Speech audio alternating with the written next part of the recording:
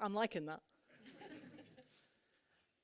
Let's imagine it's the year 2050. Think how old you'll be then. No, seriously, have a go at working it out. It's completely okay to count on your fingers. Some of you might want to use your toes. How old are you? Good an age? Now let's stay in 2050 and try and think what life is like. Where are you living? What's it like? What are you doing with your time? What are your passions and your interests in 2050? And when you look out the window, what do you see? What's the world like? Have you got flying cars yet? Please tell me. It's actually hard to do because 2050 is still an awfully long way away, but we started with 2050 because it's a really important year. It's one of the years used by the World Health Organization to predict how our populations are getting older. Do you know, less than 200 years ago, life expectancy in some parts of England was only 40 years. Now we can expect to live twice that. We live in our 80s, our 90s. We've even got birthday card ranges and party accessories for people in the hundreds plus. So we know that we're living longer. But in many countries, this is happening at the very same time that birth rates are dropping. And also at the same time that population growth is starting to stall. And when we take these things together, what this means is many countries around the world are heading for unprecedented demographic changes. Our world is changing, and it's changing because it's greying. I'll be 84 in 2050, and you and I will be old, if not elderly by then. But we will not be alone. In 2010, the number of people around the world aged 65 and above was about 520 million. But in 2050, the number will be 1.5 billion. Why does it matter? Well, it's said to matter because in many countries, including the UK and countries of the European Union, the number of people of working age is shrinking relative to the number of people who retired. That number is growing.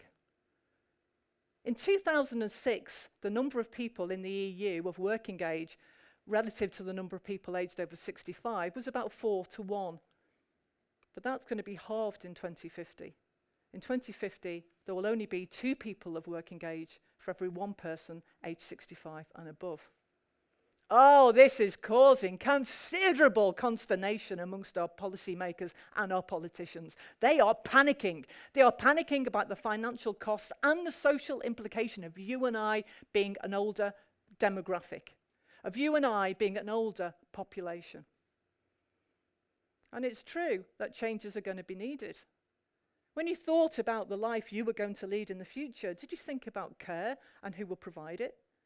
When you thought about the kind of things you were going to get up to in 2050, did you think about who was going to keep the lights on? Who was going to do air traffic control for those flying cars?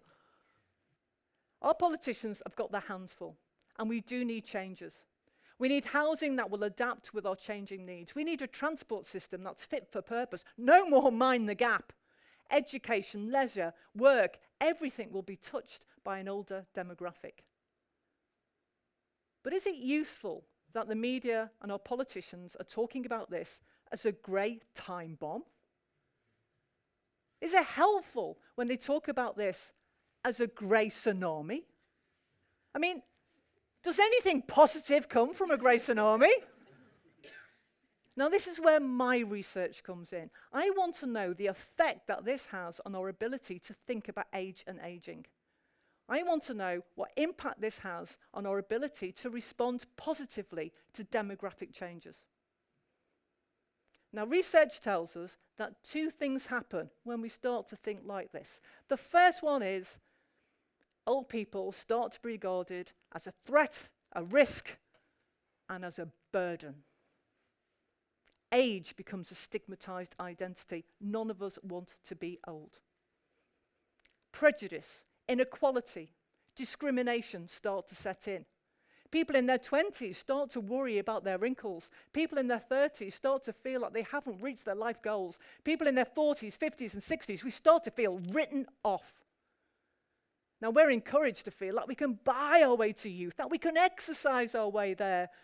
And when that happens, age becomes something which is understood as something which is manageable and controllable. And then we blame people for not managing and controlling their aging well. In societies that value independence, dependency becomes a despised characteristic, the fault of an individual. And of course, we're being played by a global multi-billion anti-aging industry. Buy the right anti-aging shampoo, and there is one. Buy the right anti-aging cream. Get the right health and fitness plan. Hey, get the right surgeon, and you can grow old without aging. Crazy. Now, what worries me about this scenario is that you and I are being encouraged to deny our future selves, and we still don't know what harm that causes. Dependency and care stop being aspects of human life and indeed our humanity, and instead they start to be seen as signs of failure. Peggy Cruikshank, who's a leading cultural gerontologist, she argues that what happens then is you and I lose the ability to care for other people, but we also lose the ability to be cared for. This is a worrying start. The second thing about this kind of thinking is much more positive, and you might be pleased to know this. Faced with this threat, society mobilizes. We have charities, initiatives, projects, all designed to make the world a better and a safer place for old people now. We've got age-friendly cities, age-friendly universities, and this work has to continue. This is important. But, you see, I wonder whether we're missing something here. I wonder whether it is enough to focus just on old people. And to look at this a bit more clearly, I think we've got to take a step back. We need to ask, why is the increase in older people so threatening? What is the problem with this? Well, our media and our politicians tell us that old people are poor. And because they're poor, they're dependent. And because they're dependent, other people have got to look after them. They tell us that old people are ill. And because they're ill, they're putting a strain on limited healthcare resources. We've all heard the expression bed blocker.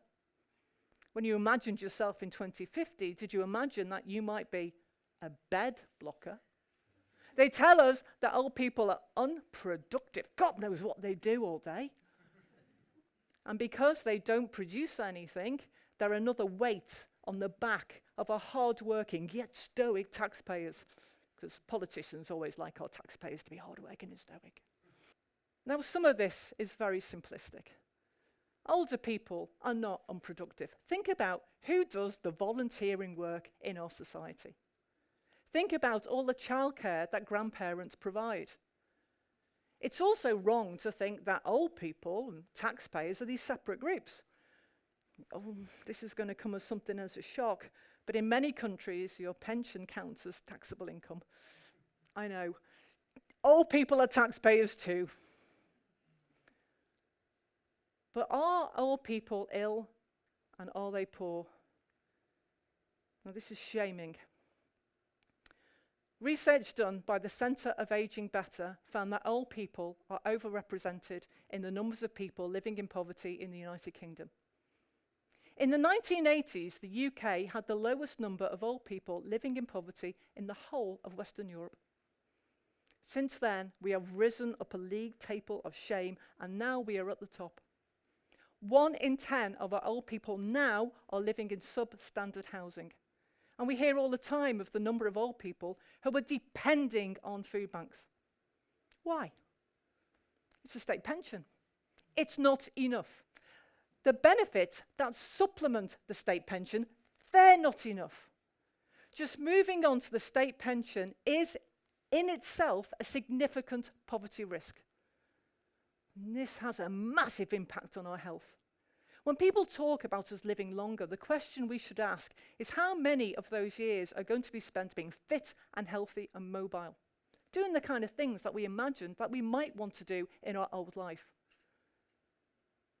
If you've got money, you can expect to have 11 extra years of health and mobility. If you're poor, you are robbed of those years. your life past 65 is more likely to be spent in chronic ill health, in disability, and also immobility. So your life past 65 is more likely to be spent in ill health and immobility. That means you can't get round. Social isolation, loneliness, depression, all start to happen for that group.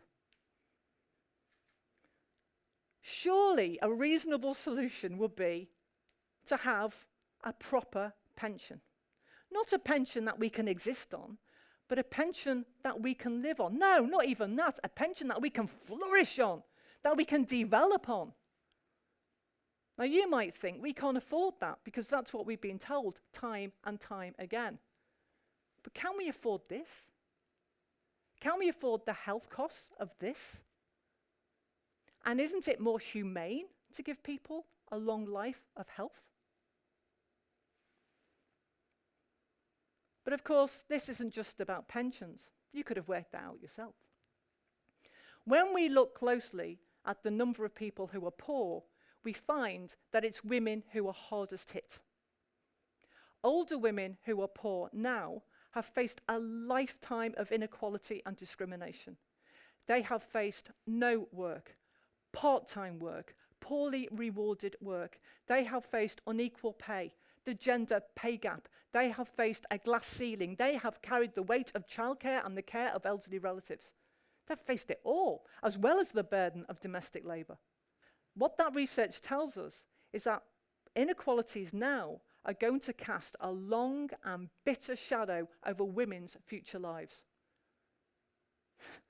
Women are already disproportionately affected by austerity cuts. In fact, single mums make up 85% of those most severely affected by benefit cuts since 2010.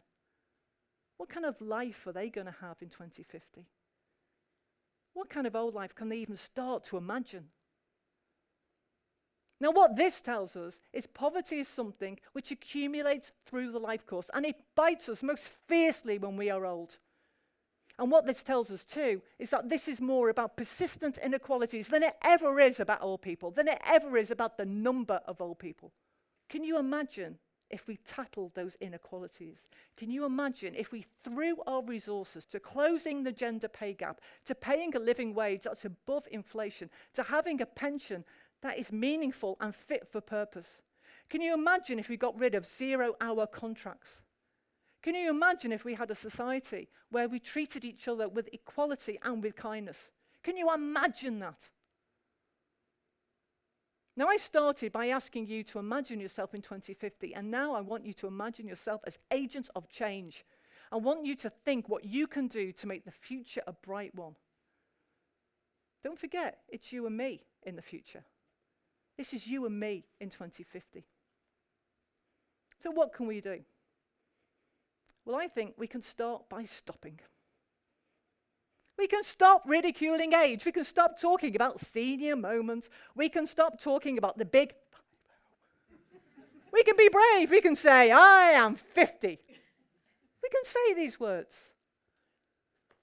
We can stop buying those birthday cards that see age as a joke or a disaster. We can stop being fit and healthy in order to stay young. We can be fit and healthy in order to be fit and healthy. We can rise against the anti-aging machine. Instead of running scared of the sudden appearance of fine lines, we can embrace the wrinkle. This is a map of our life. You only get one. Why would you iron it out? Chuck away the hair dye. Let yourself go grey. You and I can change the way we talk about age, and we can change the way we feel about age. But of course, that's not enough. We need structural changes too. We've got to join our unions. We've got to support them in their claim for equal pay. We've got to support their work to close the gender pay gap, because it's going to have bitter consequences in the future. We need to speak to our politicians. We need to make sure that they understand the future consequences of their quick fix benefit cuts. We need to make sure that our policymakers understand that poverty is something that just doesn't happen to the lucky few, but poverty is something which accumulates through the life course. Do you know what? We've got a chance here. We've got a chance to make the world a better place now and a better place then. It really is up to us. Now, you might think, but I'm just an individual, what can I do? But you and I, we're not individuals. We are part of the 1.5 billion. We are a force. Hear us roar. We can change things. We can change things for the better. Now, we've got a stark choice here. We can either be swept away by the Grayson Army, or we can take the sting out of it. We can deal with those inequalities. We can deal with prejudice. We can deal with poverty. And we can shrink this right down to a grey wave. And this grey wave will be full of opportunity. Do you know what? It might even be full of fun and enjoyment. Instead of looking at that and thinking, we're going to be drowned, we might look at that and think, do you know what? I think it's time to go surfing. Thank you. Come on, then. The water's lovely.